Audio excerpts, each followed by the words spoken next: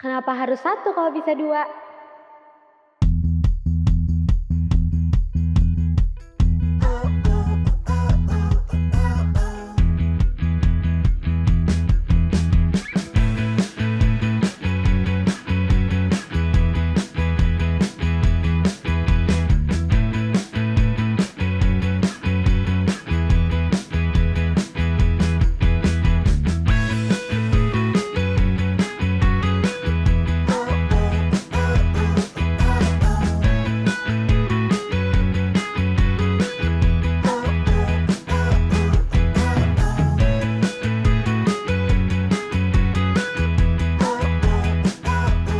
Guys, kalian kalau disuruh ngomong yang benar tapi tahu bakal dibenci, kira-kira kalian bakal tetap ngomong nggak? Gimana ya, kalau aku sendiri sih ya, kayaknya aku belum berani deh, soalnya siapa sih orang yang mau untuk dimusuhin? Iya, maunya kan diterima ya, siapa sih yang senang ditolak?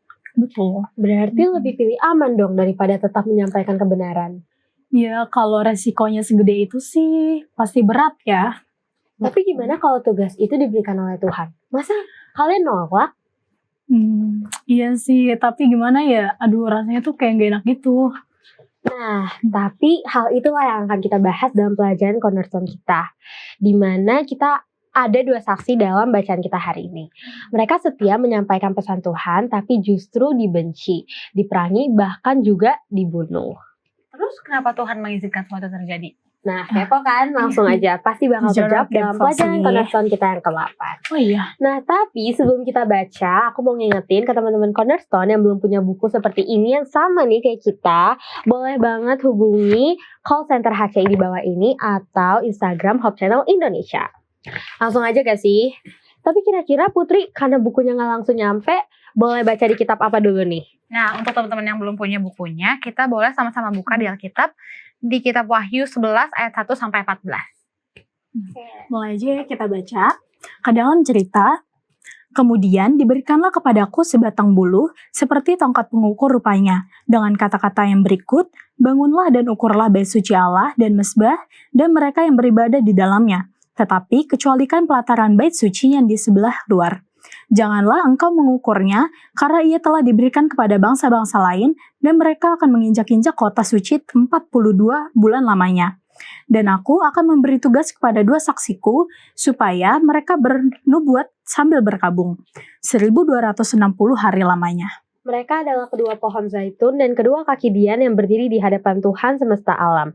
Dan jikalau ada orang yang hendak menyakiti mereka, keluarlah api dari mulut mereka menghanguskan semua musuh mereka. Dan jikalau ada orang yang hendak menyakiti mereka, maka orang itu harus mati secara itu. Mereka mempunyai kuasa menutup langit supaya jangan turun hujan selama mereka bernubuat. Dan mereka mempunyai kuasa atas segala air untuk mengubahnya menjadi darah dan untuk memukul bumi dengan segala jenis malapetaka setiap kali mereka menghendakinya. Dan apabila mereka telah menyelesaikan kesaksian mereka, maka binatang yang muncul dari jurang maut akan memerangi mereka dan mengalahkan serta membunuh mereka.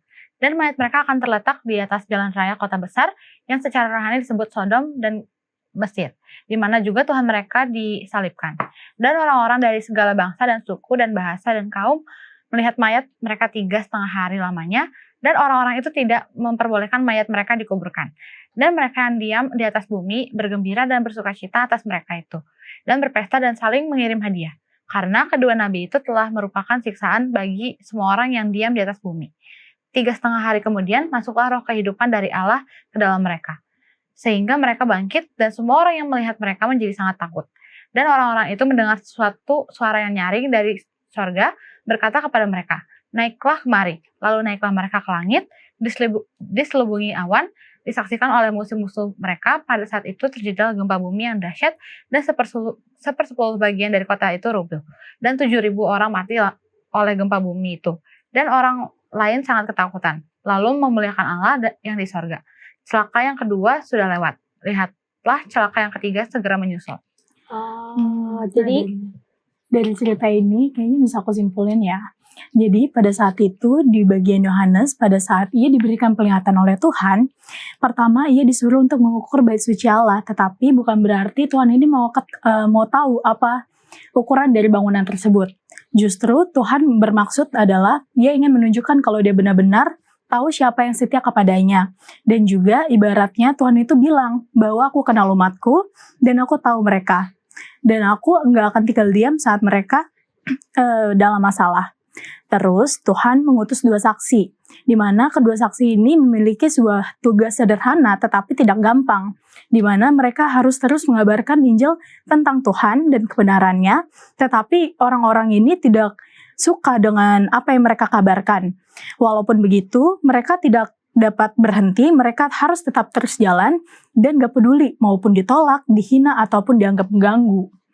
Nah, setelah tugas mereka selesai, tiba-tiba muncul kuasa jahat yang akhirnya berhasil membunuh mereka. Kelihatannya sih kejahatannya menang. Bahkan orang-orang sampai berpesta dan saling kasih hadiah karena merasa akhirnya suara yang bikin mereka nggak nyaman itu hilang. Tetapi ternyata ceritanya belum selesai karena 3,5 hari kemudian Tuhan menghidupkan mereka lagi. Dan semua orang yang tadinya senang langsung shock. Dan mereka sadar kalau kuasa Tuhan itu jauh lebih besar daripada kuasa apapun di dunia ini. Dan setelah itu, kedua saksi dipanggil naik ke surga, lalu terjadi gempa bumi yang membuat banyak orang akhirnya mengakui kebesaran Tuhan. Nah, kalau dipikir-pikir, cerita ini juga relate loh sama kita teman-teman, dimana kita tuh merasa bahwa kita harus menyampaikan kebenaran, tapi terkadang bukan hal positif yang kita dapat, tapi adanya caci makian, terus bahkan kita bisa diejek, diperangi, atau bahkan dianggap aneh. Rasanya tuh kayak kebenaran tuh kalah, tapi kalah sementara itu bukan berarti kalah benar-benar kalah.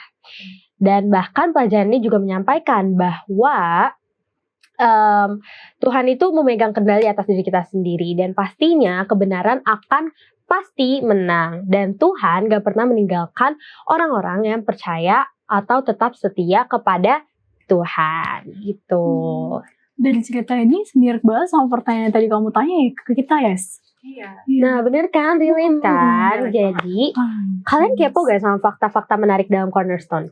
Jujur aku kepo sih. Ya kan, kepo. Langsung aja kita saksiin fakta-fakta menarik yang akan dibawakan oleh Profesor Cornel dalam section Apakah Kamu Tahu? Tahukah kamu, Voltaire, seorang filsuf dari Perancis, pernah yakin kalau katanya tuh Alkitab akan hilang dan gak lagi dipercaya. Tapi kenyataannya, Alkitab tetap ada sampai sekarang, bahkan terus dibaca oleh banyak orang. Sepanjang sejarah, banyak orang mencoba menghancurkan atau melarang Alkitab, tapi mereka gagal. Sekarang, Alkitab sudah diterjemahkan ke ratusan bahasa di seluruh dunia. Jadi, walaupun banyak yang mencoba menjatuhkan Alkitab, firman Tuhan tetap bertahan dan terus tersebar sampai sekarang.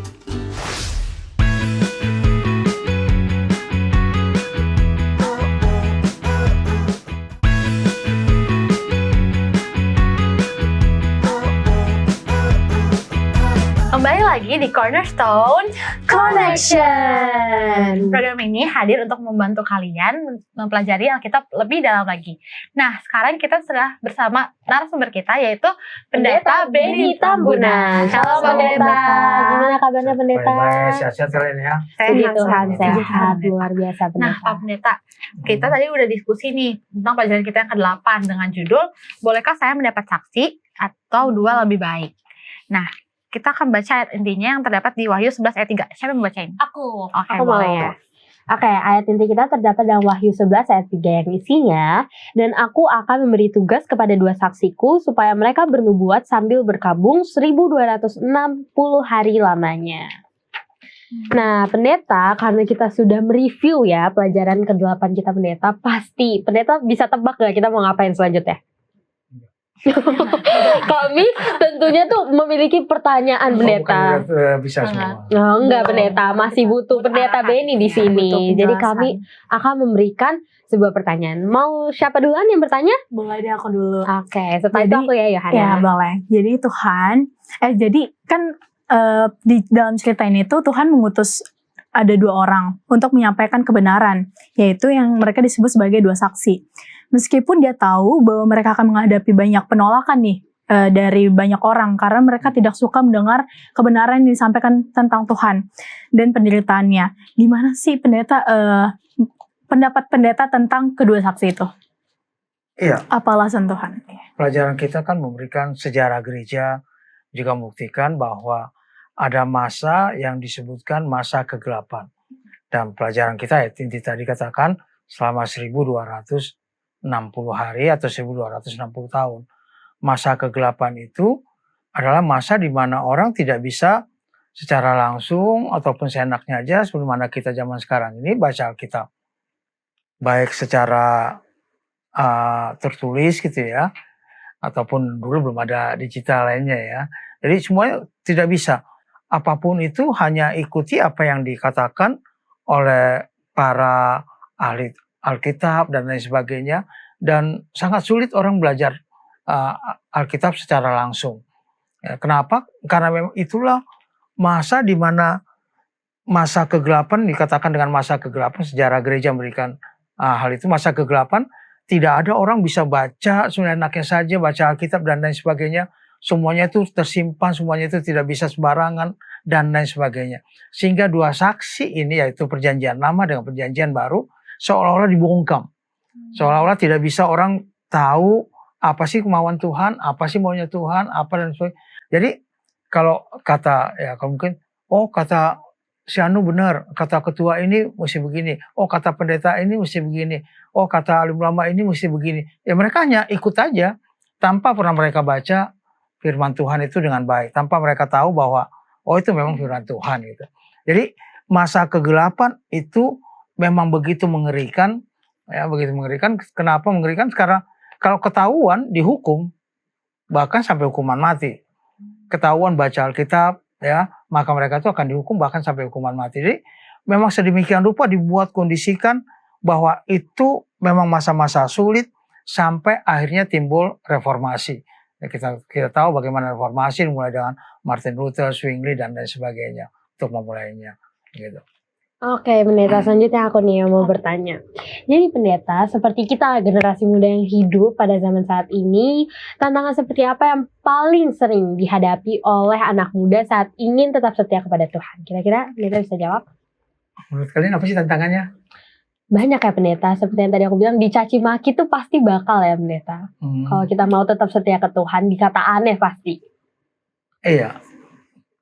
Selain mungkin tantangan berat itu waktu. Waktu kita untuk baca Alkitab. Ini baru baca nih ya, belum membandingkan ayat dengan ayat lainnya. Ini baru baca rutin. Itu tantangan kita. Mau bangun pagi, besok pagi aja. Pagi-pagi udah nggak sempat. Karena harus sekolah, harus melakukan kegiatan lain dan itu. Nanti malam aja. Malam udah capek, sampai rumah tidur. Udah nggak baca lagi. Jadi tantangan kita zaman sekarang ini ya untuk baca Alkitab, ambil waktu, kita belajar firman Tuhan, baca itu dengan baik, itu jadi tantangan yang sangat sulit. Nah kalau mau kita ingin membuatnya, mari kita coba. Apapun yang terjadi, saya bangun misalnya biasanya bangun jam 5 langsung mandi, sekarang saya bangun setengah 5 pagi. Setengah jam saya akan baca. Kalau perlu jam 4, 1 jam saya baca. Ya. Atau rasa malam enak, malam saya akan baca misalnya jam 9 sampai jam 10 sebelum tidur. Atau jam 8 sampai jam 9 sebelum tidur. Saya akan baca, apapun itu saya akan coba baca. Dan biasanya itu paling 2 minggu ya. 2 minggu pertama ini yang lewat 2 minggu, masuk minggu biasanya sudah jadi rutin. Sudah jadi rutin bagi kita akan biasa untuk membaca. Jadi kita mengambil waktu untuk membaca Alkitab kita. Ambil waktu untuk memang merenungkan kasih Tuhan, bagaimana perjanjian lama dengan perjanjian baru itu memberitakan siapa Tuhan dan bagaimana kasih Tuhan terhadap kita manusia. Ini berbeda kasih Tuhan. Kadang-kadang kita kan kalau kasih manusia kan masih lihat-lihatnya ya. Lihat-lihat si A, si B, untung rugi dan lain sebagainya. Tapi Tuhan kan tidak demikian. Tuhan ingin adanya penyelamatan setiap umat manusia. Jadi tantangannya adalah bagaimana kita secara rutin mengambil waktu untuk membaca firman Tuhan dengan baik, belajar firman Tuhan dengan baik. Bagaimana kita tahu nanti tanda-tanda kedatangan Tuhan, pergerakan-pergerakan lainnya, sejarah pada waktu yang lampau, apa hubungannya nanti dengan ke depan, kita akan dapatkan kalau kita belajar dengan baik. Oke, sudah sangat dimengerti pendeta. Berarti waktu ya paling pentingnya. Ada faktor internal dan eksternal ya ternyata pendeta. Oke, dan bagaimana sih Pak Pendeta kisah ini bisa menguatkan kita untuk tetap percaya dan setia kepada Tuhan meskipun keadaan yang kita hadapi ini sedang tidak sesuai dengan harapan kita? Iya, seringkali kita punya ekspektasi yang mungkin tinggi lah ya. Kalau kita katakan bahwa saya kalau ikut Tuhan nggak ada masalah lah. Kalau ikut Tuhan semua beres lah. Ya. Kalau saya baca Alkitab nanti semuanya rapi dan lain sebagainya. Enggak juga. Ya. Tidak seperti itu kita punya pemikiran. Jadi kita harus membuat segala sesuatunya itu dengan baik. Kita harus membuat segala sesuatunya itu bahwa ini loh Tuhan mau buat ini supaya kita bisa seperti ini. Tuhan mau kita bikin ini supaya kita seperti ini. Jadi kita harus mempunyai satu kesetiaan kita kepada Tuhan apapun yang terjadi. Jangan lupa bahwa pencobaan yang datang bagi kita kan tidak melebihi kekuatan kita. Jangan juga baru datang pencobaan sedikit langsung menyerah, langsung semuanya. Enggak. Ya, ada waktu yang memang Tuhan rasa kita dibiarkan dalam keadaan pencobaan tersebut supaya kita masuk ke dalam hari-hari yang lebih baik lagi. Sama zaman dulu 1260 itu disebutkan dalam sejarah gereja masa kegelapan itu, ya, masa kegelapan itu, setelah itu kan pergerakan itu begitu cepat. Alkitab begitu banyak dicetak, disebar kemana-mana, ya, dari manapun orang cetak kemudian kirim dan lain sebagainya, langsung secara cepat. Jadi kalau kita mau untuk tetap setia pada Tuhan, mari kita baca Alkitab kita, mari kita pelajari Alkitab kita, apa yang Tuhan inginkan, apa yang Tuhan inginkan. Walaupun jangan juga bahwa sebenarnya tadi saya awali, jangan juga kita langsung, wah ada beres lah semuanya, saya udah setia sama Tuhan dan lain sebagainya. Enggak juga seperti itu. Kadang-kadang Allah membiarkan kita itu sampai pada masa di mana kita memang menyerah sepenuhnya kepada Tuhan, dan pada waktu kita menyerahkan hidup kita kepada Tuhan, disitulah Tuhan bisa membentuk kita apa yang kita inginkan, apa yang Tuhan inginkan bagi kehidupan kita. Jadi jangan pernah menyerah, tetap setia pada Tuhan, ya, tetap setia pada Tuhan. Mari baca Alkitab kita, mari kita berikan kesaksian bagaimana Tuhan telah menuntun kita, bagaimana Alkitab ini mengubah kehidupan saya, mengubah kehidupan teman-teman saya, mengubah komunitas saya oleh karena firman Tuhan dalam kehidupan kita. Oke, terima kasih pendeta sudah menjawab pertanyaan kami dan tentunya sudah terjawab ya teman-teman. Iya, sudah. Oke, sudah. Nah, sekarang kita tuh bakal dengar pendapat dari teman-teman kita. Kita akan mendengarkan pendapat dalam segmen Apakah Pendapatmu?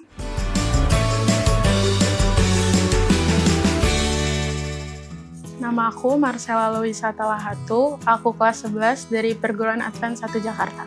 Perkenalkan, nama saya Alexandra Davin Bin, saya kelas 11-1. Aku Miriam Juliana Panjaitan dari kelas 11-2 Perguruan Advent 1 Jakarta. Perkenalkan, nama saya Yeskiel Buni Halomoan, kelas 11-1. Perkenalkan, nama saya Christian Abram Parabon Siditonga dari kelas 11-1 dan Sekolah Perguruan Advent 1 Jakarta.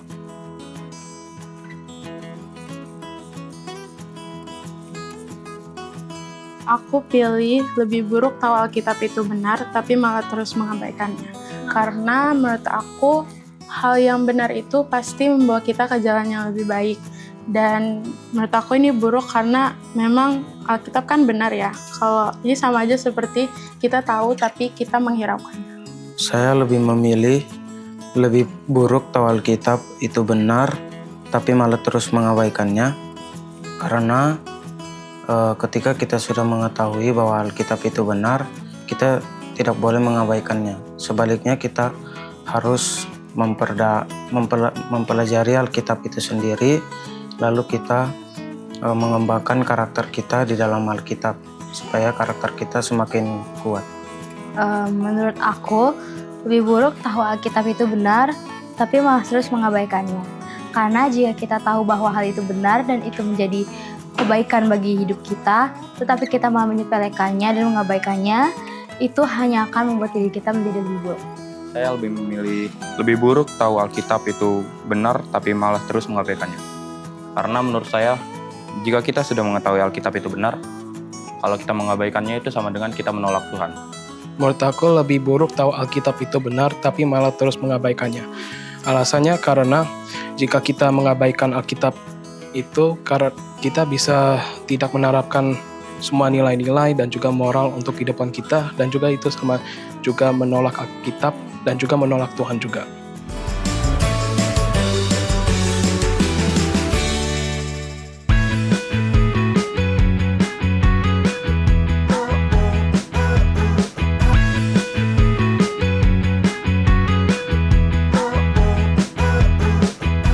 Kembali lagi di Cornerstone Connection. Nah, jadi kita udah dengar tuh pendapat dari teman-teman kita. Gimana kalau kita juga ngasih pendapat kita? Setuju banget. Aku bacain ya pertanyaannya. Jadi kalian lebih pilih, menurut kalian lebih buruk mana? Lebih buruk menolak Alkitab secara terang-terangan karena kamu percaya kalau Alkitab itu salah, atau lebih buruk kamu tahu bahwa Alkitab itu benar tapi kamu malah terus-menerus mengabaikannya? Dari siapa dulu tuh? Dari aku deh, aku ngasih pendapat aku dulu ya. Kalau menurut aku sih lebih buruk yang kedua ya, karena kita udah tahu kalau Alkitab itu benar, tapi kita malah kayak mengabaikannya, bukan malah memberitakan kebenaran itu. Kalau kamu Putri? Kalau aku juga sama ya, Yo. Aku bakal menurut aku lebih buruk yang kedua, karena jelas-jelas dia tuh menolak karena dia udah tahu. Sedangkan yang pertama tuh mungkin dia menolak karena dia alasannya karena Alkitab itu salah. Tapi yang kedua ini karena dia udah tahu itu benar, tapi dia malah mengabaikannya. Kalau aku sama sih kayak Putri. Menurut aku lebih buruk tahu Alkitab itu benar, tapi kita terus mengabaikannya. Karena kan kita tahu firman Tuhan itu sebenarnya sumber segala sesuatu. Tapi kenapa kita milih untuk mengabaikannya, itu kayak ada sesuatu yang salah. Berarti kita pendapatnya Sama ya? sama ya? Sama. Nah, Tapi kalau pendeta gimana? Apa ya? Orang yang tidak percaya Tuhan kan ateis ya, percaya sahabat kita berikan. Jadi ateis itu udah jelas nggak baik. Karena di dalam segala sesuatu kita percaya kepada Tuhan. Tapi juga kita tidak mau orang yang apatis. Ya, diri menyerah, ya, bukan nggak, udahlah nggak ada adanya. Ya, sama aja dengan mengabaikan firman Tuhan. Jadi kita itu sebaiknya yang baik adalah kalau kita memang percaya pada firman Tuhan, kita mempelajarinya dengan baik. Oke. Nah, karena pendapat kita semua sudah tersampaikan, pendeta, sekarang kita mau minta pendeta untuk memberikan kesimpulan mengenai pelajaran ke-8 Cornerstone kita. Pelajaran kita mengenai bolehkah saya mendapat saksi, memberikan kepada kita bahwa Alkitab ini pernah diistilahkan dalam sejarah gereja dengan terbelenggu. Dan pada masa kegelapan 1260 tahun, kalau kita membaca sejarah gereja kita. Tapi jangan lupa bahwa setelah itu pergerakan Alkitab begitu cepat. Kita dimintakan untuk percaya kepada Alkitab. Mari luangkan waktu kita, mari luangkan minat kita, keinginan kita untuk baca Alkitab, mempelajari firman Tuhan, baik perjanjian lama, perjanjian baru, untuk kita mendapatkan hasil yang baik bagi kehidupan kita. Dengan demikian, kita boleh tetap setia kepada Tuhan, pencobaan apapun yang datang, kita tetap berpegang kepada firman Tuhan, menjadi satu-satunya penuntun dalam kehidupan kita. Terima kasih pendeta atas simpulan yang sudah diberikan. Mungkin setelah ini boleh didoakan tentang pelajaran yang telah kita pelajari dan juga teman-teman Cornerstone yang sedang menonton di rumah. Kita berdoa. Allah di surga, kami bersyukur karena pelajaran yang Tuhan berikan bagi kami. Kami bersyukur Tuhan mengingatkan bagi kami untuk kami boleh mempelajari firman Tuhan, baik perjanjian lama, perjanjian baru, untuk menguatkan iman kepercayaan kami. Biarlah kami boleh setia hari demi hari kepada Tuhan. Biarlah Tuhan membuatkan satu tekad bagi kami untuk mempelajari firman Tuhan, mengambil waktu untuk membaca dan mempelajarinya dengan baik. Memberkati semua anak-anak Tuhan, Cornerstone Connection dimanapun mereka berada, baik dalam kehidupan mereka sehari-hari yang sakit, Tuhan berikan kesembuhan, yang dalam kesusahan, dan berseru kepada Tuhan. Tuhan kiranya jawab seru doa-doa mereka dan permohonan mereka. Ampuni segala dosa kami berdoa dalam nama Putra Yesus Kristus Tuhan dan Juru Selamat kami. Amin. Amin. Jadi demikianlah pelajaran Cornerstone kita. Semoga teman-teman Cornerstone dapat memahami isi dari pelajaran ke-8 Cornerstone kita. Sampai ketemu teman-teman yang selalu setia mencari dan belajar firman Tuhan melalui Cornerstone Connection.